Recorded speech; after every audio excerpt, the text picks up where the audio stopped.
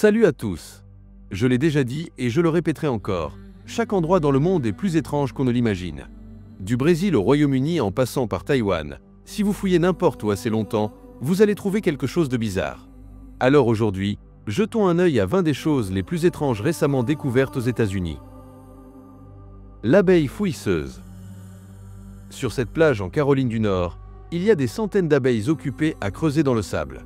Cela paraît un peu étrange, mais apparemment ces abeilles vivent ici et c'est leur activité habituelle. Elles recueillent l'eau de la mer et l'aspirent dans une poche de leur abdomen appelée le jabot. Ce sont de petites créatures robustes qui peuvent transporter 1/6 de leur propre poids corporel en eau dans cette poche. Une fois qu'elles ont récolté l'eau, les abeilles s'envolent et la portent jusqu'à leur demeure sur le flanc de la falaise. Elles répètent ce processus toute la journée et le font en moyenne 80 fois. La raison pour laquelle elles sont si assidues dans leur travail n'est pas qu'elles ont soif, mais plutôt qu'elles y construisent leur nid. Les nids des abeilles sont faits d'un mélange de sable, d'argile et de gravier que l'on trouve sur le flanc de la falaise, puis elles le mélangent en le pulvérisant avec de l'eau. Elles utilisent leur trompe comme un tuyau d'arrosage et une fois le mélange ramolli par l'eau, elles commencent alors à creuser. On les appelle aussi abeilles fouisseuses pour une bonne raison, elles construisent et façonnent leur nid à même la falaise. Certaines vont même construire une sorte de château de sable. L'abeille forme de petites cavités appelées cellules de couvain un peu partout dans son nid, et dans chacune d'elles elle pondra un œuf. Avant d'y déposer son précieux chargement, elle rassemble du pollen et du nectar pour nourrir la jeune abeille, puis elle pond son œuf par-dessus. C'est un processus très complexe et extrêmement efficace. Le nid est scellé pour protéger les œufs et l'abeille en a alors terminé, hélas pour toujours. Cependant, sa progéniture émergera du nid et le cycle recommencera la saison suivante. Les pétroglyphes de White Mountain. La White Mountain, située dans le comté de Sweetwater dans le Wyoming, n'est pas seulement un magnifique relief naturel au milieu du paysage accidenté de cette partie du Red Desert du Wyoming, elle abrite aussi des centaines d'œuvres d'art anciennes. Ce sont des pétroglyphes, c'est-à-dire de l'art réalisé sur la surface d'une roche en enlevant des couches par grattage, piquage ou tout autre type de gravure. Ici, à White Mountain, des centaines de motifs ont été gravés dans la surface en grès des falaises. Les images ont été gravées au fil du temps et datent d'il y a environ 200 à 1000 ans. Elles sont extrêmement variées. Certaines scènes semblent représenter la chasse au bison ou au wapiti. D'autres sont des formes géométriques, et il y a aussi de toutes petites empreintes de pas gravées dans la roche. En plus de cela, il y a de véritables empreintes de mains qui semblent presque enfoncées dans la surface, et elles attirent vraiment les visiteurs en offrant un lien avec un passé lointain. Le poisson-football du Pacifique. Voici le poisson-football du Pacifique, que des pêcheurs ont remonté par accident dans la baie de Monterey en 1985. Cela les a un peu affolés car ces poissons ne se trouvent normalement pas du tout à la surface. Ils préfèrent dissimuler leur visage terrifiant dans les profondeurs de l'océan. Le poisson-football du Pacifique s'est avéré être un type de baudroie. Les baudroies se trouvent dans les mers du monde entier et vivent en eau profonde, principalement près du fond marin. Elles font partie de ces étranges créatures qui possèdent leur propre source de luminescence, logée dans l'étrange appendice charnu qui pend au sommet de leur tête. Cet appendice leur sert d'appât pour attirer leur proie, comme un pêcheur avec sa ligne, vous voyez. Les baudroies sont des chasseuses très efficaces et non seulement elles ont une multitude de dents très aiguisées et pointues, mais en plus elles possèdent une bouche absolument gigantesque. La bouche immense de la baudroie fait tout le tour de sa tête et peut s'élargir à un point si colossal que ces effrayantes habitantes des profondeurs peuvent avaler une proie faisant 2 fois leur taille. Dans nos mers, il existe en fait plus de 200 espèces de ces poissons monstrueux. Elles sont toutes dotées, d'une manière ou d'une autre, de ce fabuleux leurre charnu, caractéristique commune à toutes les formes et tailles de baudroie.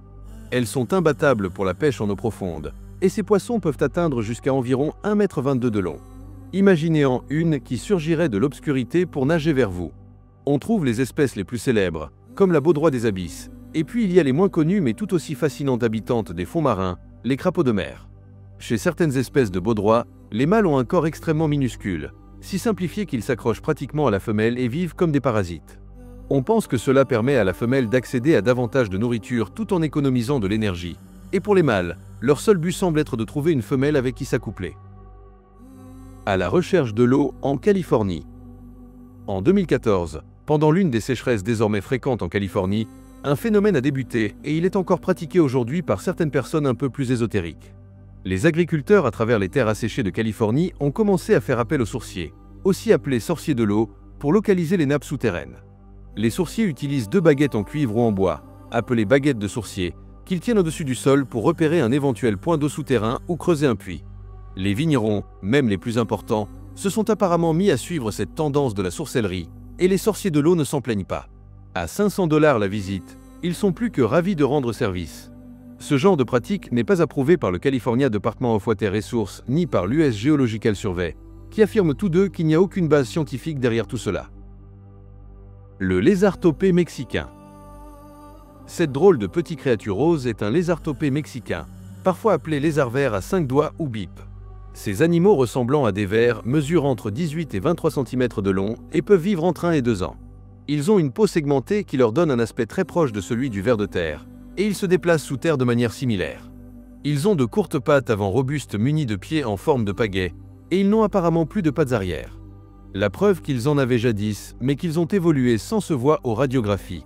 Ces créatures se sont si bien adaptées pour creuser efficacement qu'elles ont également évolué sans oreilles et peuvent désormais entendre grâce aux vibrations captées par la peau puis transmises à la cochlée.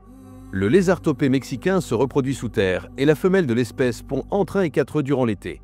Ceux-ci éclosent au bout de 2 mois et ces lézards restent sous terre pendant la journée pour ne sortir que la nuit ou après de fortes pluies.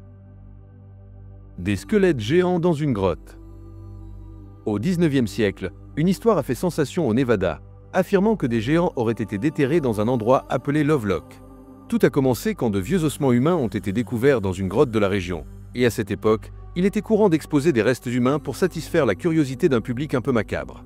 Le problème, c'est que si ces restes étaient vraiment gigantesques, comme le prétend l'histoire, ils ne sont plus accessibles à quiconque aujourd'hui. C'est étrange. Mais malgré l'absence de preuves physiques concrètes, l'histoire des géants de Lovelock persiste encore de nos jours. Des gens ont vécu dans cette région et aux alentours pendant plus de 4000 ans. La grotte elle-même porte des traces de présence humaine et on y trouve un dépôt de suie provenant de feux de camp qui y était allumé. La légende selon laquelle cet endroit aurait été le refuge d'une tribu de géants roux est l'une des plus connues parmi ces anciens récits. Les histoires sur ces géants sont bien connues d'une tribu de population autochtone de la région, qui affirme que ces géants roux étaient cannibales et qu'ils tendaient des pièges aux gens. Ils les attrapaient dans des fosses qu'ils avaient creusées sous les sentiers avant de les dévorer. On raconte que l'histoire de ces géants s'est terminée dans la grotte de Lovelock, où la tribu aurait piégé les derniers survivants et les aurait tous tués à l'intérieur, mettant fin à leur règne de terreur. Il existe très peu de preuves indiquant que ces gens étaient réellement des géants ou même des cannibales. Une tribu d'origine inconnue a bien vécu dans la région et on a trouvé quelques témoignages de leur culture, mais avec très peu d'informations. Ils avaient peut-être même les cheveux roux. Qui sait? Cela peut être influencé par la nature du sol dans lequel ils ont été enterrés, donc c'est impossible à prouver. Certains des squelettes découverts dans la région mesuraient environ 1,83 m, ce qui était déjà exceptionnellement grand pour l'époque. Mais géant? C'est peut-être exagéré. La cabine téléphonique du Mojave. Perdue au milieu du désert californien, il y avait une cabine téléphonique qui est devenue une véritable obsession. Un homme du nom de Godfrey Daniels l'a découverte, semble-t-il, même si elle existait déjà avant, donc c'est un abus de langage de dire qu'il a trouvé le premier. Daniels avait lu un article sur cette cabine téléphonique dans un fanzine et, curieux de savoir pourquoi elle était là et qui pouvait bien l'utiliser, il a composé son numéro très souvent. Jour après jour, le téléphone sonnait sans fin, jusqu'à ce qu'un soir il obtienne enfin une tonalité occupée, ce qu'il ne pouvait pas croire. Il a continué à composer, espérant seulement tomber sur la personne à l'autre bout du fil après la fin de son appel. Et, comme par chance, c'est ce qui est arrivé. Il est tombé sur une femme appelée Lorraine qui vivait hors réseau et qui se servait de ce téléphone pour passer ses appels. Elle lui a expliqué comment trouver la cabine et Daniel s'est parti à sa recherche. Il l'a trouvée et il a passé un appel depuis celle-ci.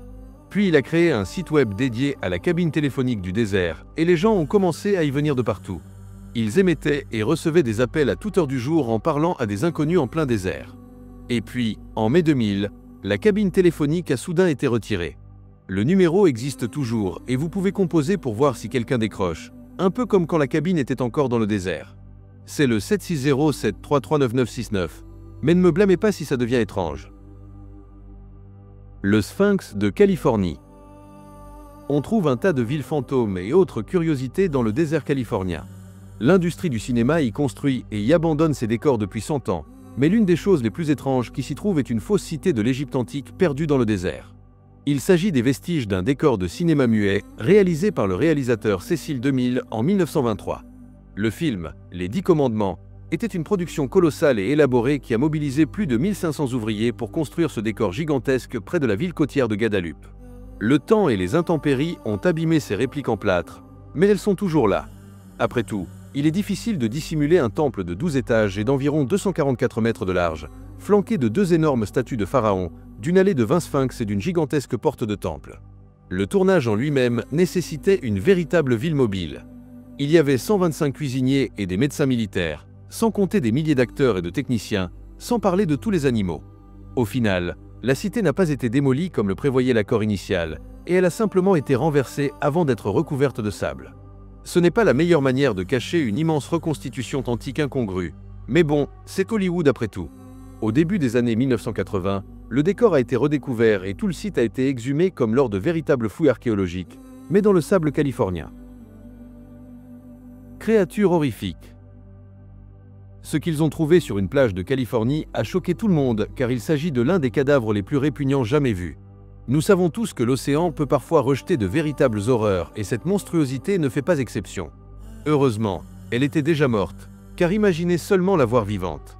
Les grands fonds marins sont vraiment un lieu terrifiant et tout droit sorti de l'univers de Lovecraft. Comme toujours, faites-moi part de vos réflexions dans la section des commentaires ci-dessous.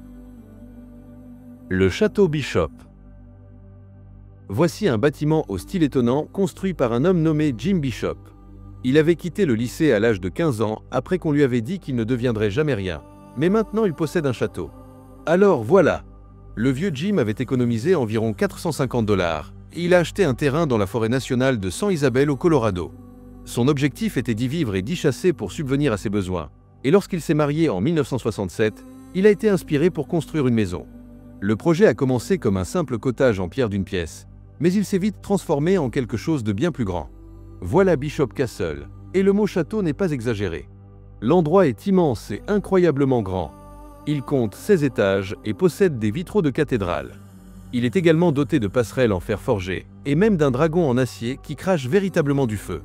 Le site est en réalité ouvert aux visiteurs toute l'année moyennant un don, et il y a une boutique de souvenirs ouverte une grande partie de l'année également. La terreur de Pony-Ange. C'est quelque chose de très étrange et un peu effrayant que l'on trouve sur la vieille route de Sudbury à Lincoln, dans le Massachusetts. Pony-Ange est en fait un cercle de vieux chevaux à bascule pour enfants disposés au milieu d'un champ. C'est étrange et cela ne rivalise certainement pas avec Stonehenge. Cet endroit singulier est aussi appelé le cimetière des chevaux à bascule et la chose la plus bizarre est que personne ne sait vraiment comment c'est arrivé là ni ce que cela signifie au juste. Les habitants du coin sont naturellement très discrets à ce sujet et de toute façon il n'y a pas grand chose à voir sur cette route de campagne. Donc c'est à peu près la seule attraction dans les environs. Apparemment, d'après une histoire locale, il n'y avait au départ qu'un seul cheval à bascule dans le champ et les propriétaires du terrain affirment qu'ils ne savent pas d'où il venait. Ils ont décidé de le laisser sur place, puis d'autres chevaux sont apparus et leur nombre semble fluctuer au fil du temps. Prada Marfa. Prada Marfa ressemble peut-être à une boutique de luxe en plein désert texan, mais c'est en réalité une installation artistique. Créée par les artistes scandinaves Michael Elgrin et Inge Draxey, Prada Marfa est une réplique de vitrine totalement non fonctionnelle, en somme une étrange sculpture à la périphérie d'une petite ville isolée de l'ouest du Texas. L'idée initiale était qu'elle s'éroderait et disparaîtrait peu à peu dans le paysage, et il n'était pas prévu qu'elle provoque tout un émoi. Elle était aussi censée rester davantage une rumeur qu'un véritable spot photo, mais puis les réseaux sociaux sont arrivés et l'endroit est devenu un phénomène plutôt singulier. Elle est même apparue une fois sur l'Instagram de Beyoncé. La fausse boutique Prada est là depuis près de 2 décennies et pendant ce temps, elle a perduré malgré des problèmes juridiques, du vandalisme et beaucoup plus d'attention que prévu. Quelques heures à peine après son installation, le lieu avait déjà été tagué et cambriolé. Toutes les chaussures pour pieds droits uniquement et les sacs à main ont été volés. Puis il a fallu réparer l'endroit de peur qu'il ne devienne une horreur. Il a donc été repeint, la vitre a été remplacée et le stock renouvelé. Il nécessite encore un entretien régulier et est devenu un élément insolite dans une ville où les habitants ne roulent pas sur l'or.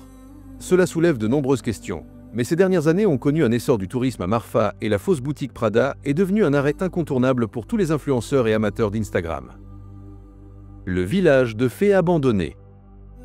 Cet endroit est un minuscule village presque complètement oublié, niché dans un bois juste à côté de l'autoroute dans le Connecticut. Il s'agit de tout ce qui reste du Little People Village à Waterbury, dans le Connecticut.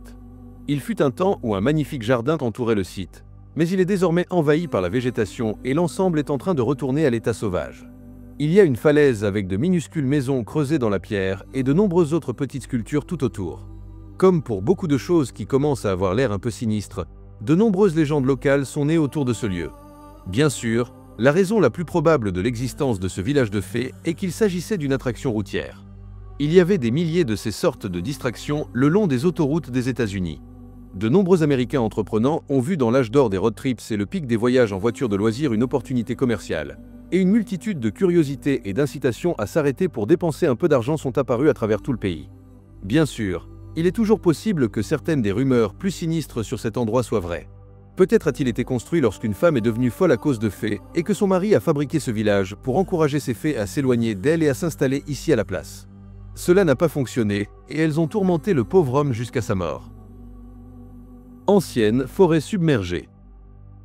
Découverte à environ 18 mètres de profondeur dans le golfe du Mexique au large des côtes de Gulf Shore en Alabama, cet endroit mystérieux a offert aux scientifiques un aperçu d'un passé très lointain. Il s'agit d'une ancienne forêt de cyprès qui existait ici il y a plus de 60 000 ans, lors de la période glaciaire côtière. Le niveau de la mer à l'époque était d'environ 122 mètres plus bas qu'aujourd'hui. La forêt est restée préservée sur place et constitue le seul exemple connu de ce phénomène dans une zone côtière de ce type. Sur place, on a trouvé des indices sur toutes sortes d'insectes et de plantes qui y vivaient, ainsi que sur les précipitations et le climat de la région à cette époque, il y a des dizaines de milliers d'années. Le trésor de Fenn. Le millionnaire et marchand d'art à la retraite, Forrest Fenn avait un magot d'or dans les montagnes rocheuses et il a publié un poème cryptique intitulé Tree of Chess dans son autobiographie, destiné à guider les explorateurs dans la quête de ce trésor.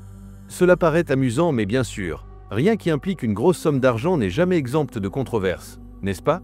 Un étudiant en médecine du Michigan du nom de Jonathan Jacques Stitt faisait partie de ces chasseurs de trésors. Et il a trouvé l'or enfoui qui vaudrait entre 1 million et 3 millions de dollars. Mais le hic, c'est que certaines personnes pensent qu'il aurait triché pour le dénicher. On dit qu'il aurait piraté des courriels et des messages textes pour localiser le trésor. Et franchement, c'est plutôt déplacé, même dans le monde impitoyable de la chasse au trésor. Mais après tout, ce sont des pirates, non? Malgré toutes ces accusations, il affirme qu'il n'a jamais utilisé le GPS ni aucune autre technologie moderne pour repérer l'or. Tout cela est bien compliqué, et il ne fait aucun doute que ce vieux filou de Fenn savait que cela provoquerait un beau remue-ménage, et c'est sans doute précisément pour cela qu'il a fait. Jusqu'où iriez-vous pour trouver un trésor enfoui? Tous les coups sont-ils permis en matière de butin et de guerre? Le vortex de l'Oregon. Ce prétendu casse-tête scientifique se trouve à Gold Hill, dans le sud de l'Oregon, et même si son nom est plus accrocheur, cela reste un lieu mystérieux. Ces endroits ont intrigué et amusé les visiteurs avec des sensations étranges qui semblent défier la gravité. Mais s'agit-il de science ou d'illusion? Oui, c'est une attraction de bord de route du genre cabane de travers, où les gens sont désorientés lorsqu'ils se déplacent et en viennent à remettre en question les lois même de la physique. Dans un vortex comme celui-ci, il peut être difficile de savoir où l'on en est. Mais c'est ce qui fait tout l'intérêt du lieu et c'est précisément pour cela que tant de gens aiment le visiter chaque année. Qu'est-ce qui rend cet endroit si vortexant? Eh bien, ce n'est sans doute pas l'ouvrier particulièrement ivre qui aurait construit la cabane dans laquelle les visiteurs sont invités à suspendre leur incrédulité. C'est peut-être une force surnaturelle, des aimants ou autre chose, qui sait? Cet endroit aurait un effet différent sur chacun de ceux qui s'y rendent. Certains ne supportent même pas de le regarder, tandis que d'autres refusent d'y entrer. Il est connu pour provoquer des nausées, des vertiges et une sensation de tête qui tourne. On raconte même que ce serait l'œuvre d'extraterrestres et qu'un vaisseau spatial se trouverait dans les parages. Peut-être existe-t-il réellement de petites poches de perturbations gravitationnelles un peu partout aux États-Unis, idéalement situées le long des routes que les touristes adorent emprunter, mais qui pourrait l'affirmer? Empreinte de dinosaures au Texas. Pendant l'été caniculaire de 2022, une sécheresse brutale a durement touché le Texas. Ce manque cruel de pluie a décimé les éleveurs de bétail dans tout l'État, les confrontant à des pertes catastrophiques. Mais au milieu de cette dévastation, une découverte remarquable est sortie de ces terres asséchées. Dans le Dinosaur Valley State Park de Glen Rose, le faible niveau de l'eau a mis au jour des empreintes de dinosaures stupéfiantes datant d'environ 113 millions d'années. Et la taille de ces empreintes était tout bonnement incroyable. Elles appartenaient à un dinosaure colossal qui aurait mesuré environ 4,57 m de haut et pesé la bagatelle d'environ 6350 kg. Habituellement dissimulées sous l'eau, ces traces étaient parfaitement préservées et protégées des effets corrosifs du temps. C'est un rappel incroyable des géants préhistoriques qui arpentaient autrefois la Terre et un témoignage de la puissance impressionnante de la nature, capable de révéler ses secrets de la manière la plus inattendue. Empreintes humaines. En 2021, une équipe de scientifiques a fait une découverte stupéfiante dans la zone aujourd'hui nommée White Sands National Park au Nouveau-Mexique. C'est là qu'ils ont trouvé ce qu'ils estiment être les plus anciennes empreintes humaines jamais mises au jour en Amérique du Nord. Ces empreintes incroyables datent d'il y a environ 23 000 ans. Au total, 61 empreintes différentes ont été mises au jour pendant l'étude. Elles provenaient pour la plupart d'adolescents et d'enfants, et les chercheurs ont suggéré que c'était probablement parce que les adultes s'affairaient à des tâches spécialisées, tandis que les plus jeunes étaient envoyés chercher et transporter des choses au bord du lac. C'est pourquoi il y avait davantage d'empreintes de la jeune génération dans cette zone, selon eux. Pour comprendre tout cela, ils ont utilisé la datation au radiocarbone afin d'établir une sorte de chronologie historique pour ces empreintes. Ils ont trouvé des couches de graines de plantes aquatiques dans les strates des empreintes, ce qui a aussi permis aux scientifiques de déterminer que celles-ci remontaient à environ 23 000 à 21 000 ans. À l'époque où elles ont été faites, la région était en réalité un lac de l'ère glaciaire qui emplissait le bassin de Tularosa dans le sud-centre du Nouveau-Mexique. Pour vous donner un peu plus de perspective, ces humains partageaient leurs espaces avec des créatures aussi extraordinaires qu'aujourd'hui éteintes, comme le mammouth laineux. Paresseux géant. Un paresseux version XXL ne semble peut-être pas l'animal le plus effrayant au monde. Je veux dire, ces bêtes sont mignonnes et un peu endormies, souvent représentées comme de gentilles petites créatures sur des cartes de vœux et des vêtements pour bébés, non? Mais le mégathérium était bien moins une adorable caricature et bien plus un carnivore colossal. Alors mettez de côté ce que vous croyez savoir sur les paresseux pour un instant. Au début de l'époque du Pliocène, il y a environ 5 millions d'années, il existait en Amérique du Sud un type particulier de paresseux terrestre. Il faisait jusqu'à 10 fois la taille des paresseux d'aujourd'hui et pouvait peser jusqu'à environ 3600 kg. Oui, c'est exact. Ces bêtes étaient des paresseux de la taille d'un éléphant, elles marchaient aussi sur leurs pattes arrière comme nous le faisons. Ce petit détail en fait le plus grand mammifère bipède marchant debout qui ait jamais existé. Bien qu'ils n'étaient pas des carnivores stricts, la forme et la structure du mégathérium suggèrent qu'ils chassaient probablement d'autres animaux tout en se nourrissant dans d'autres milieux. Même si la simple taille de ces paresseux a de quoi effrayer, ils ont effectivement coexisté un temps avec les premiers humains. Et devinez quoi? Le paresseux n'a pas gagné. En fait, il existe des preuves que ce sont les hommes qui le mangeaient et non l'inverse. Le Stonehenge du lac Michigan. C'est passionnant, pour ne pas dire vraiment bizarre, et qu'on puisse l'expliquer ou non reste à déterminer. Des archéologues occupés à scanner l'immense sous-sol aquatique du lac Michigan à la recherche d'épaves sont tombés sur quelque chose de nettement inhabituel et de bien plus ancien. En utilisant des techniques de détection à distance dans la zone de Grand Traverse Bay du lac Michigan à environ 12 mètres de profondeur, ils ont découvert un gros rocher portant une gravure préhistorique qui semble représenter un mastodonte, c'est-à-dire un mammouth laineux. Puis, non loin de cette découverte passionnante, ils ont trouvé une série de pierres qui semblaient disposées dans une sorte de configuration rappelant Stonehenge.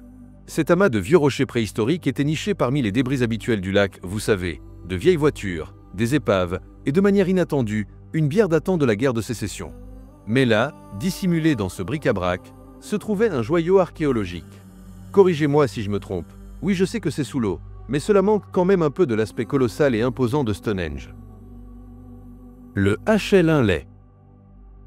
Le sous-marin HL Inlet fut le premier sous-marin à couler avec succès un navire ennemi en temps de guerre.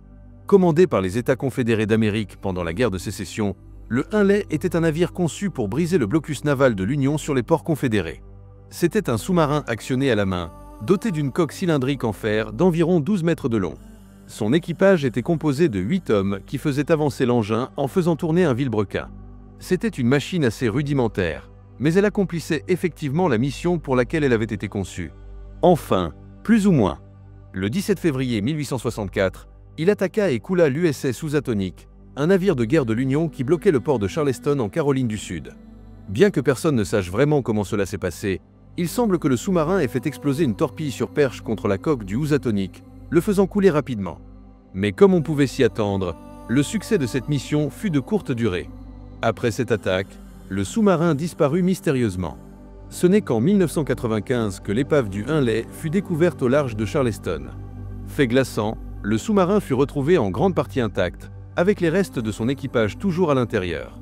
Il est désormais conservé dans un laboratoire spécialement conçu à Charleston, où des chercheurs continuent d'étudier et de préserver ce morceau d'histoire navale pour le moins sinistre. C'est tout pour les États-Unis pour le moment. Comme toujours, faites-moi part de vos impressions dans la section des commentaires ci-dessous.